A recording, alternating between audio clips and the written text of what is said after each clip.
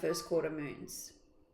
We always focus on our full and our new moons. You can see that just by scrolling through social media and looking at any holistic practitioner or healer or spiritual teacher, that they really focus on our full and our new moon rituals. And they are great. They are like the foundation for your manifesting abilities. But I'm here today to talk about the first and the last quarter moon and how they can really boost your manifesting power. Hi, I'm Amanda. I'm from Story and Stone, and I am a holistic practitioner. I have 35 plus years experience in the industry doing Reiki, Australian bushflower essences, holistic counseling. I'm a clairvoyant and a medium. I do tarot and oracle readings and teaching. And I also have just become qualified or certified as a moonologer.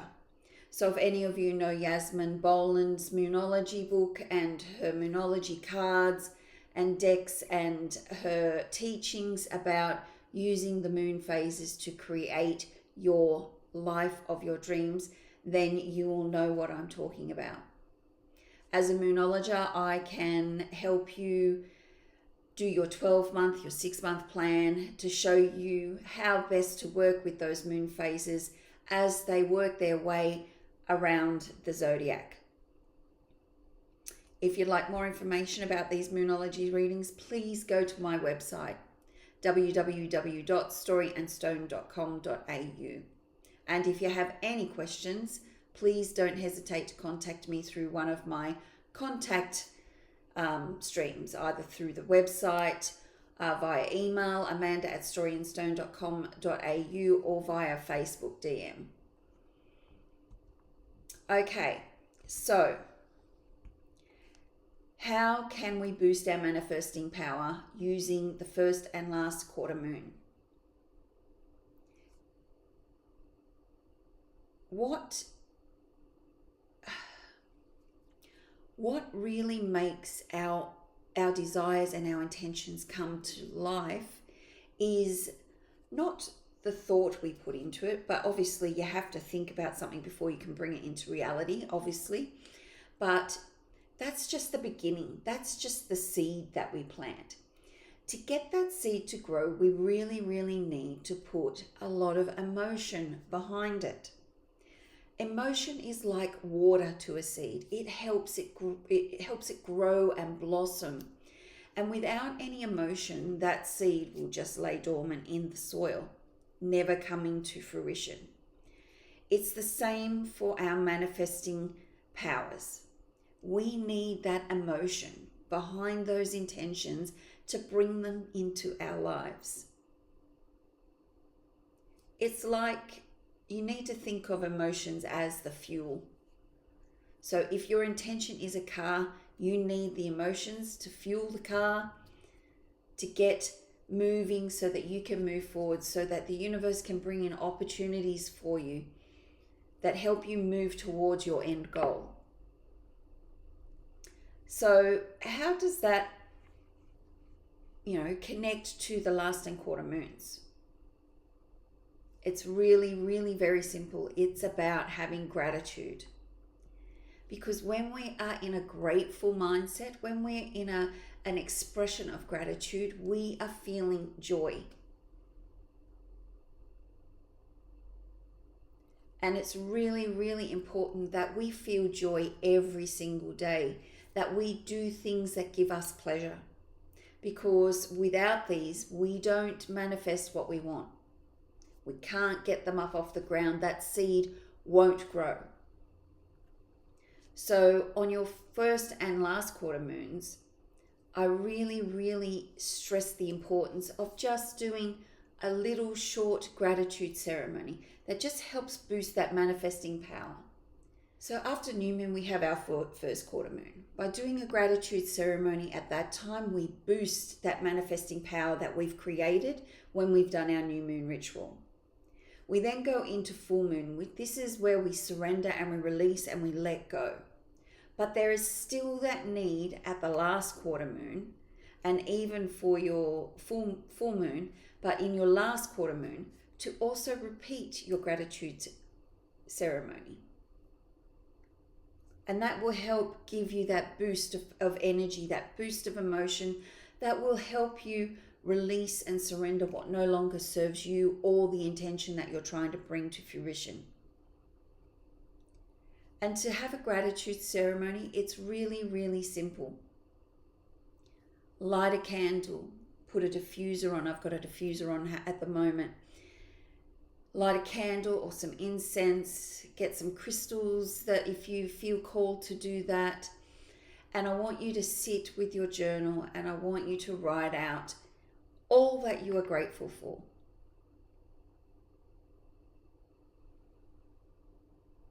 Now, full moon, we actually burn our gratitude list. Or we can burn our gratitude list when we burn our forgiveness list so that we can release that energy into the universe. But at these gratitude ceremonies, I don't actually burn the gratitude lists for the first and the last quarter gratitude ceremonies that I do myself. And why is that? Because I like to go back over those lists so that they can keep creating that feeling of gratitude, that mindset, and that emotion of joy for everything that I have in my life. So I use them as a constant tool. I can go back over them. I don't go over them every day, but I do go over them quite regularly. Maybe every couple of days I will go through. And also throughout the day, as things happen to me, I thank the universe or I thank the goddess, whoever it is that you have faith in or believe in. So if I'm going about my day and I get a good parking spot in Aldi, thank you, goddess, for this perfect parking spot. If I win a little bit of money on lotto, thank you, goddess, for that lotto win. I am so appreciative of it. And then also in the morning when I'm doing my clearing and my grounding protection, I will also think about all the things that I'm grateful for. The roof over my head, the food on my table, the moments that I get to spend with my nieces and nephews and my family.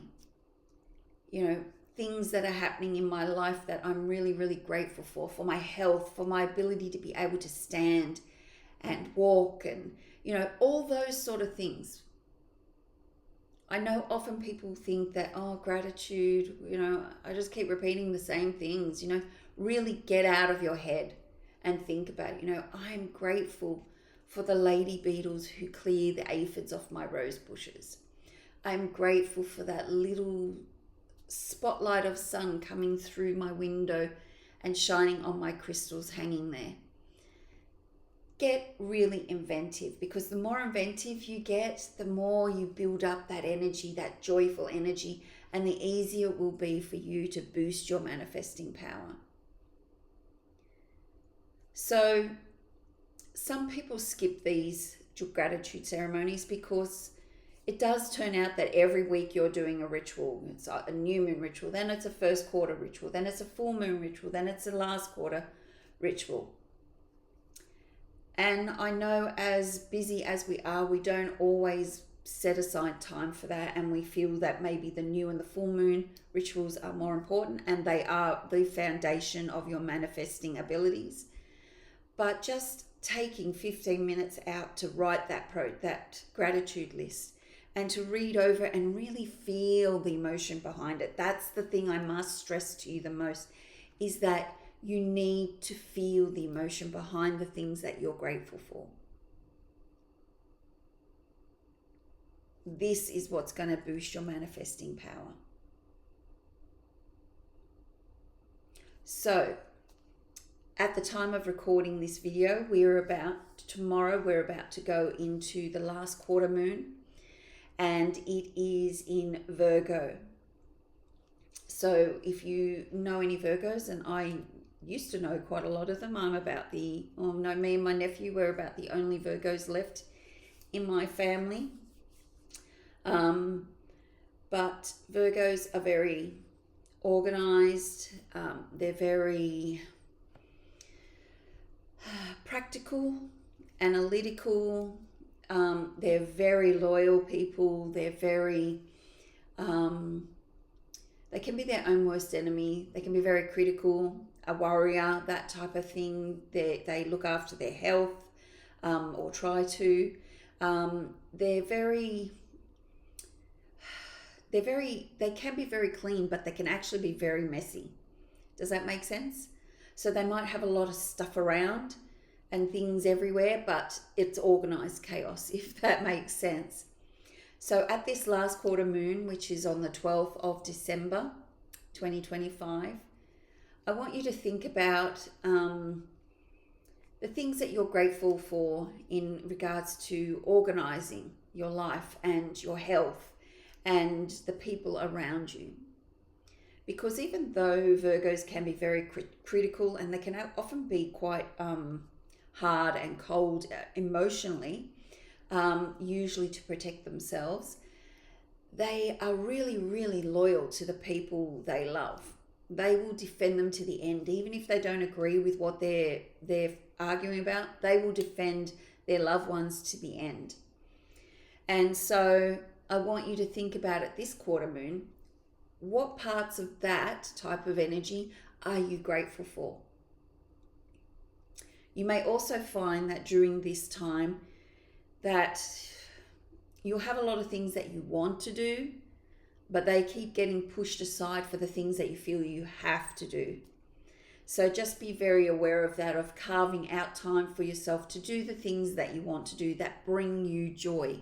Because remember, joy, emotions of happiness, of gratitude, of hope, these are the things that will boost your manifesting power. Okay, just before we go, I just want to draw a card for this last moon.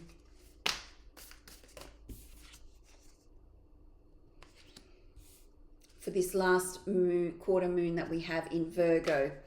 I just thought I'd draw a card. So we've actually just had one card pop out. Okay.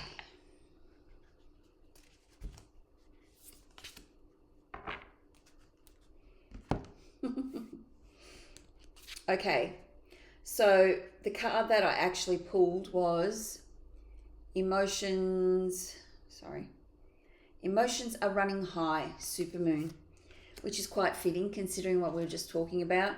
And the card that actually fell out was North Node, step out of your comfort zone.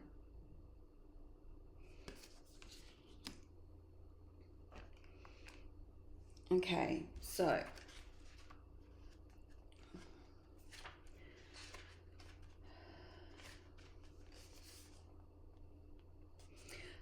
so for the North Node card, it's saying there's a strong feeling when you get this card that it's time to leave the past behind somehow because you're headed in the right direction. If you want to be happy and fulfilled, you need to get going towards doing the thing that scares you within reason. This card is all about living your life purpose, which is possibly what you've asked about. It's urging you to dare to do something different with your life and your direction, to take action. So are you willing to follow through and lead the life you incarnated to live? If you finally find the courage to make the leap, there's a good chance you'll come to ask yourself, why did I wait so long? So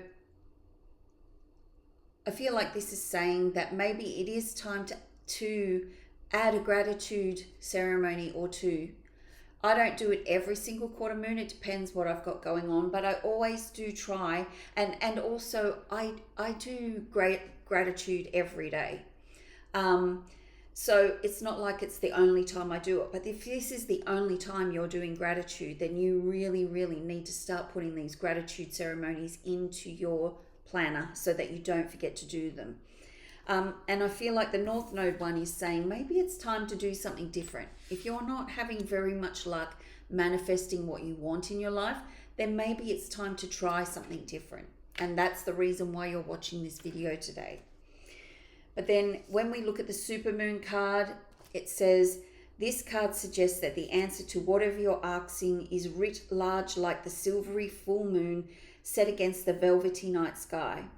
If you're wondering how successful something is going to be, such as a job or a relationship, the answer is very. To use common parlance, the answer to your question may well be that it's under your nose. This card is about being larger than life, being special and bursting with energy that you can tune into and work with. You can expect plenty of good things and positive outcome when this card comes up, but you may find there's a lot of emotion to deal with too. There's also a sense that the opportunities around whatever you're asking about don't come along every day, so take action. So for me, this is also just reiterating about having that emotion to boost your manifesting power. That so many of us, if we start to feel that emotion, we sort of push it back down, oh, I don't want to cry here, or I don't want to laugh out loud or whatever. But that emotion, that feelings, they're what boost your manifesting power. And honestly, your ability to manifest what you want into your life will change exponentially when you get that emotion behind your manifesting. And, a really easy way, as I've just discussed in the video, is to do gratitude ceremonies at your first and last quarter moons. So, with that, I hope you start putting last and first quarter moon rituals into your practice to help you boost your manifesting power. Until next time, be well, be safe, and be blessed. Bye-bye.